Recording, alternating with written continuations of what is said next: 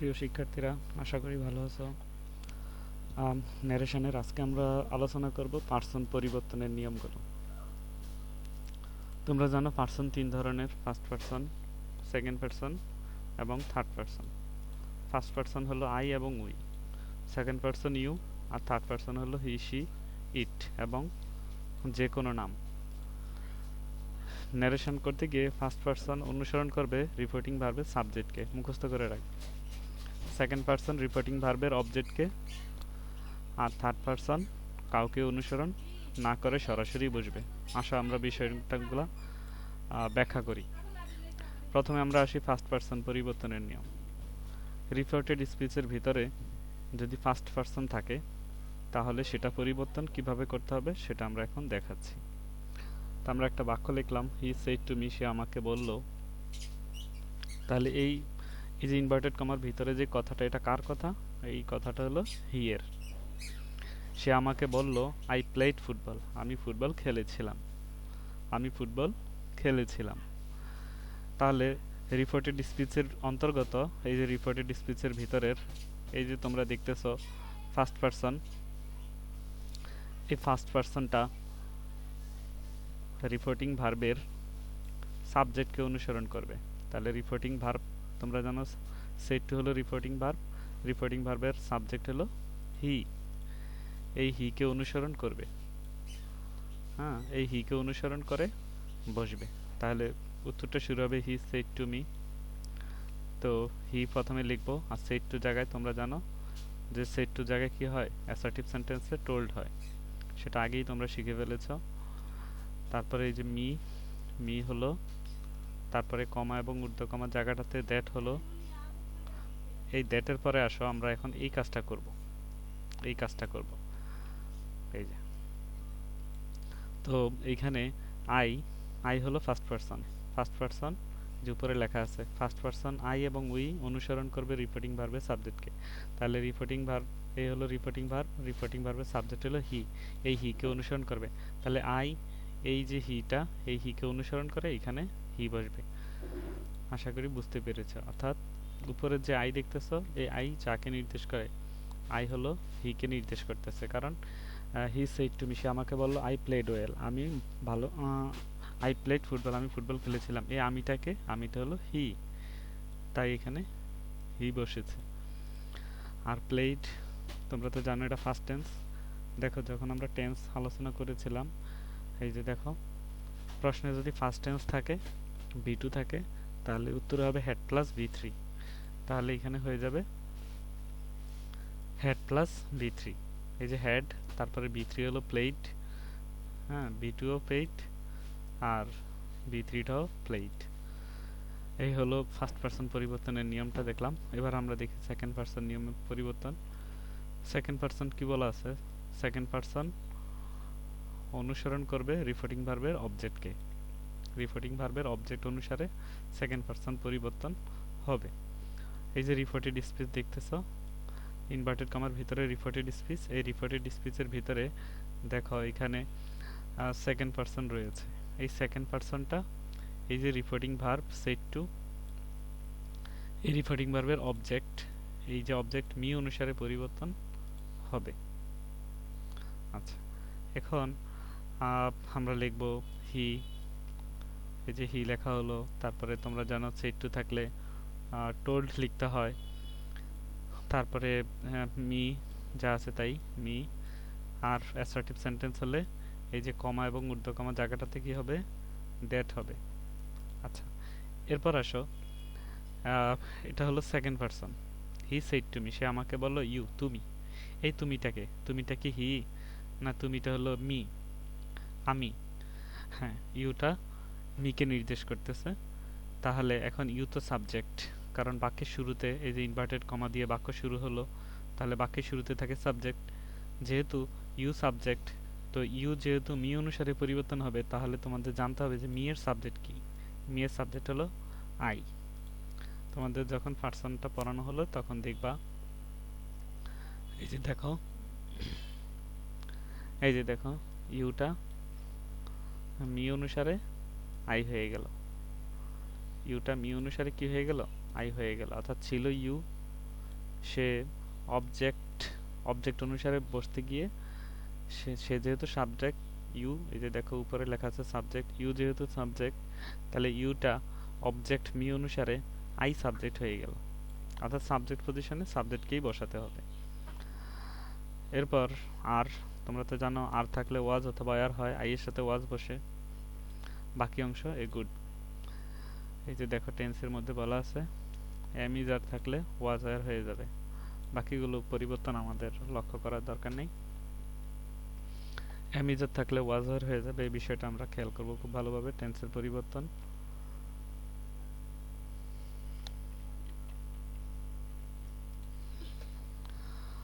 এরপরে আসি third person পরিবর্তনের নিয়ম।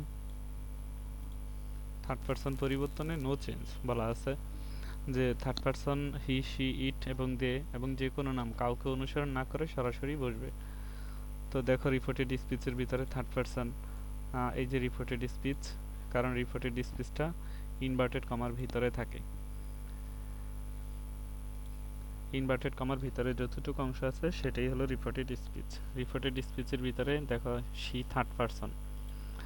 তো তোমরা জানো যে থার্ড পারসন কাউকে অনুসরণ করবে না। Meena said to me, Meena আমাকে বলল she has done the work, সে কাজটি করেছে। মিনা আমাকে বলল সে কাজটি করেছে। তাহলে বাক্যের কে কথা বলছে? এই যে কথাটা ইনভার্টেড কমার ভিতরে যে কথাটা, এই কথাটা কে বলছে? মিনা বলছে। তাহলে এই মিনা যে, এই শি সেই একই, যে মিনা যে শি, সিও সে, তাহলে মিনা তো মিনাই হবে। তারপরে সেড টু হয়ে যাবে টোল্ড।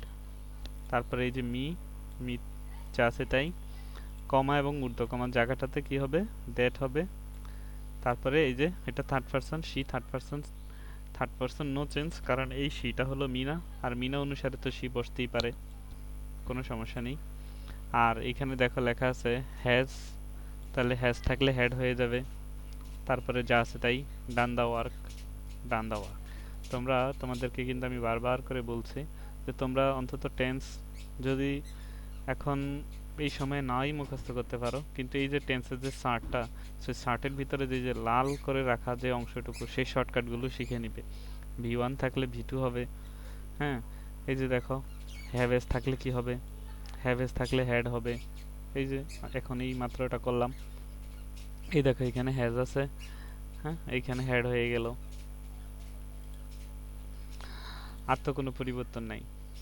এরপরে একটা বাক্য দেখো, হি সেড টু মি, সে আমাকে বলল, I was solving my problem, I was solving আমি সমাধান করছি, মাই প্রবলেম আমার সমস্যার, with the help of you তোমার সাহায্য নিয়ে। এখন এই বাক্যটা, এই যে তোমরা দেখতেছো স্পিচ, স্পিচ থাকে হলো ইনভার্টেড কমার ভেতরে। তো ইনভার্টেড কমার ভেতরে যেই স্পিচটা রয়েছে, সেই স্পিচটার ভিতরে আবার কতগুলো পার্সন আছে। প্রথমেই আমরা দেখতেছি আই রয়েছে, আমরা একটু মার্ক করে রাখি, আই রয়েছে এখানে। তারপরে এখানে মাই রয়েছে, এটাও তো পার্সন। আই যদি ফার্স্ট পার্সন হয় তাহলে মাইও ফার্স্ট পার্সন, তাই না? তারপরে এই যে এখানে লেখা আছে সেকেন্ড পার্সন ইউ। তাহলে এই যে এতগুলো পার্সন, এবং পার্সনগুলো কিন্তু সব এক জায়গাতে থাকে না, কোনো পার্সন থাকে দেখো এই যে, এই যে তোমরা দেখতেছো এখানে অনেকগুলো পার্সন, তাই না? এই অনেকগুলো পার্সন কি সব এক জায়গায় রয়েছে? না, এই যে কিছু পার্সন, এই যে দেখো এই কিছু পার্সন রয়েছে, এই পার্সনগুলো রয়েছে কোথায়? সাবজেক্টে। আবার মাঝখানে যে পার্সনগুলো সেগুলো অবজেক্টে, আবার শেষে যেগুলো রয়েছে সেগুলো পসেসিভে। তাহলে পার্সন এক এক সময় এক এক জায়গায় থাকে, এবং সব জায়গায় কিন্তু একরকম চেহারা নিয়ে থাকে না। এখানে আই, অবজেক্টে গেলে মি, আর পসেসিভে গেলে মাই। উই, অবজেক্টে গেলে আস, পসেসিভে গেলে আওয়ার। ঠিক তেমনইভাবে মি অবজেক্টে থাকলে তো মি, আর সাবজেক্টে গেলে সেটা আই হয়ে যায়। তাহলে এইটা কিন্তু তোমাদেরকে খুব ভালোভাবে আয়ত্তে রাখতে হবে। প্রথম বাক্যের প্রথমে থাকলে সাবজেক্ট, ভার্বের পরে থাকলে অবজেক্ট, আর কোনো নাউনের আগে থাকলে পসেসিভ। এটা কিন্তু খুব ভালোভাবে তোমরা লক্ষ্য করবে।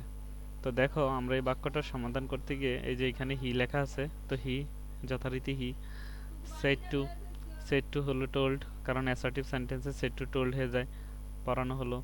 মি থাকলে মি, আর এই যে কমা এবং ঊর্ধ্বকমার জায়গাটাতে কি হবে? দ্যাট হবে। আচ্ছা, এই বাক্যটা যে বলা শুরু হলো, এই বাক্যটা যে শুরু হলো,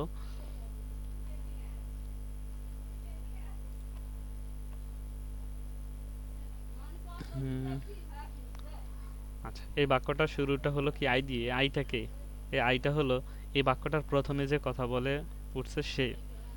তাহলে তো এখন তোমরা একটু ভালোভাবে খেয়াল করলে বুঝবে যে আই ফার্স্ট পারসন। আমরা কিন্তু এটাই বলছিলাম যে ফার্স্ট পারসন আই এবং উই অনুসরণ করবে সাবজেক্টকে, রিপোর্টিং ভার্বের সাবজেক্টকে অনুসরণ করবে। তাহলে এই যে আই, এই আইটা, এই যে রিপোর্টিং ভার্ব, এই রিপোর্টিং ভার্বের সাবজেক্ট হিকে অনুসরণ করে, হি বসবে। ওয়াজ থাকলে হ্যাড বিন লেখা আছে, দেখো এই যে দেখো, ওয়াজ অথবা ওয়ার থাকলে হ্যাড বিন। আমি বারবার করে বলি, শর্টকাটগুলো শিখে নাও। ওয়াজ ওয়ার থাকলে হ্যাড বিন। তারপরে সলভিং, সলভিং মাই প্রবলেম, আমার সমস্যা। আমার সমস্যাটা কার সমস্যা? এই হি এর সমস্যা। তাহলে এখানে যেহেতু মাই প্রসেসিভ কেস, তাহলে হি এর প্রসেসিভ কেস কি? হি এর প্রসেসিভ কেস হলো হিজ। তাহলে মাই প্রবলেম হয়ে গেল হিজ প্রবলেম। ভালোভাবে খেয়াল করো, এখানে মাই প্রবলেমটা আমার সমস্যা। আমার সমস্যাটা বলতে কে বলতেছে? হি বলতেছে, কারণ হি তো এই বাক্যের কথা বলতেছে। তাহলে হি বলতেছে, এখানে সে নিজের সময় বলতে গেলে বলবে মাই প্রবলেম, কিন্তু আমরা যখন তার হয়ে উত্তরটা লিখবো তখন আমরা বলবো হিজ প্রবলেম। তাহলে এই যে দেখো, এই দেখো মাই, এই যে মাই, এটা হলো ফার্স্ট পারসন। ফার্স্ট পারসন এই সাবজেক্ট অনুসারে, এই হি সাবজেক্ট অনুসারে কিন্তু হিজ হয়ে গেল। অর্থাৎ মাই প্রসেসিভ কেজে থাকার কারণে মাই হি অনুসারে হিজ হয়ে গেল। এই ব্যাপারটা কিন্তু খুব ভালোভাবে খেয়াল রাখবা তোমরা। His problem with the help of you. ইউটা হলো সেকেন্ড পারসন। এই সেকেন্ড পারসন, এই যে রিপোর্টিং ভার্ব, এই রিপোর্টিং ভার্বের অবজেক্ট অনুসারে পরিবর্তন হবে। আমরা কিন্তু বারবার করে বলি ফার্স্ট পারসন, এই যে ফার্স্ট পারসন সাবজেক্ট অনুসারে, আর সেকেন্ড পারসন এই যে অবজেক্ট অনুসারে। অবজেক্ট ভার্বের পরে থাকে অবজেক্ট। তাহলে এইখানে যেহেতু অফ প্রিপোজিশনের পরে ইউটা হলো অবজেক্ট, তাহলে এই মিটাও কিন্তু অবজেক্ট। তাহলে এই ইউটা এই অবজেক্ট অনুসারে এখানে মি হয়ে গেল। আশা করি তোমরা বুঝতে পেরেছ। এই প্রোনাউন ব্যবহারের, অর্থাৎ পার্সন ব্যবহারের নির্ণয়ে ভুল হলে কিন্তু আমাদের ফুল নাম্বার আমরা পাবো না। এগুলো কিন্তু চর্চার বিষয়। তুমি শুধু আজকে এই ভিডিওটা দেখছো, একবার খাতায় করে ফেলছো, কিন্তু আর কখনো এটা ধরো নাই, এক্ষেত্রে কিন্তু তুমি সমস্যায় পড়তে পারো।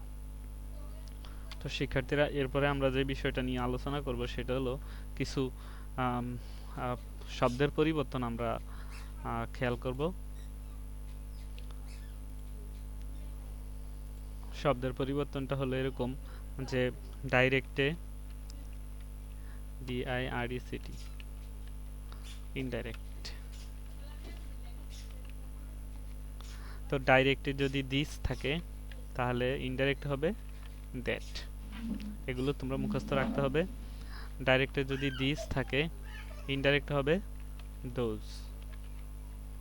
ডাইরেক্টে যদি যেগুলো গুরুত্বপূর্ণ আমরা একটু সেগুলো নিয়ে একটু বেশি আলোচনা করব। হেয়ার, হেয়ার যদি থাকে তাহলে এখানে হবে দেয়ার। তারপরে যদি থাকে এগো তাহলে হয়ে যাবে বিফোর। তারপরে যদি থাকে নাও তাহলে হয়ে যাবে দেন, THEN। অনেকে কিন্তু দেন বানান THAN লিখে ফেলে, এটা ভুল। হ্যাঁ, এখানে আমরা অ্যাডভার্বিয়াল ফ্রেজ করব, এই জন্য এখানে নাও শব্দ, দেন শব্দটা ইএন দিয়ে। দেন অর্থ তখন, নাও অর্থ এখন, দেন অর্থ তখন, এখন তখন। তারপরে তোমার ডাজ, ডাজ থাকলে সো অথবা ইন দিস ওয়ে। তারপরে টুডে, টুডে থাকলে দ্যাট ডে। টুডে মানে আজ, দ্যাট ডে অর্থ ওই দিন। টু নাইট, এটা হবে দ্যাট নাইট। টু নাইট এটা হয়ে যাবে দ্যাট নাইট। তারপরে ইয়েস্টারডে, এটা পরীক্ষায় আসে। ইয়েস্টারডে থাকলে the previous day.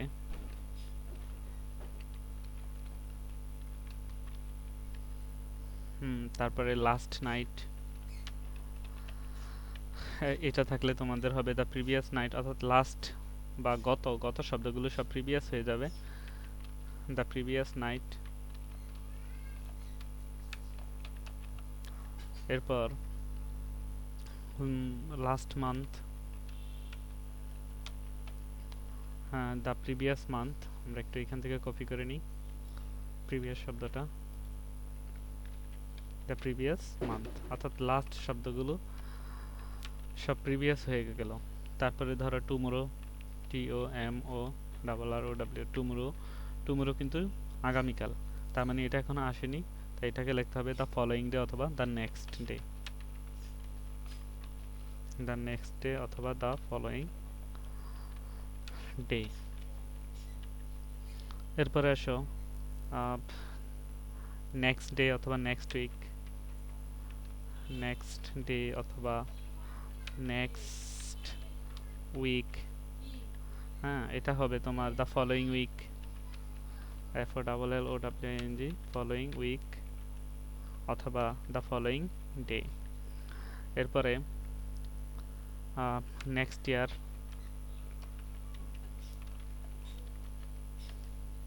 Next year হয়ে যাবে দ্য ফলোয়িং ইয়ার, অর্থাৎ যেগুলো সামনের শব্দগুলো নির্দেশ করে সেগুলো following, the following year.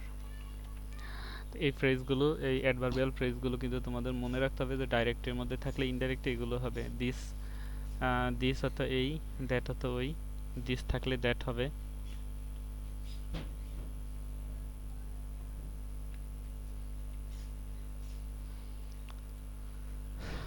This থাকলে দ্যাট মুখস্থ করবে বানান সহ। তারপর দিস বানানটা যদি THESE হয় তাহলে দোজ হবে। হেয়ার থাকলে দেয়ার, এগো থাকলে বিফোর, তারপরে নাও থাকলে দেন, THEN, দাস থাকলে সো অথবা ইন দিস ওয়ে, টুডে থাকলে দ্যাট ডে, এরপরে টু নাইট থাকলে that night, yesterday the previous day, last night the previous night, অর্থাৎ গত শব্দটা উল্লেখ থাকলে সবগুলো প্রিভিয়াস হয়ে যাবে আগের। Last month the previous month, tomorrow মানে এটা সামনের দিন নির্দেশ করতেছে, তাহলে হবে দ্য নেক্সট ডে অথবা the following day. Next day অথবা নেক্সট উইক হলে দ্য ফলোয়িং উইক অথবা দ্য ফলোয়িং ডে, আর নেক্সট ইয়ার থাকলে দ্য ফলোয়িং ইয়ার। এগুলো খুব গুরুত্বপূর্ণ। তো এগুলো তোমাদের জন্য অত্যাবশ্যকীয় উপাদান। ন্যারেশন শেখার জন্য এগুলো কিন্তু পূর্ব শর্ত শিখতে হবে। টেন্স, পারসন, হ্যাঁ, তারপরে এরকম অ্যাডভার্ব জাতীয় শব্দগুলো, ফ্রেজ জাতীয় শব্দগুলো। তারপরে গতকাল আমরা যে বলছিলাম যে কমা ঊর্ধ্ব কমা উঠে গিয়ে কি হবে, তারপরে সেট বা সেট টু উঠে গিয়ে কি হবে, সেগুলো আশা করি তোমরা খুব ভালোভাবেই শিখেছো। আগামী ভিডিওতে আমরা 5 ধরনের যেই সেন্টেন্স রয়েছে সেগুলোর প্রত্যেকটা নারেশন আলোচনা করব, তো তোমরা মনোযোগ দিয়ে করবে। আজকে এতটুকুই, আল্লাহ হাফেজ।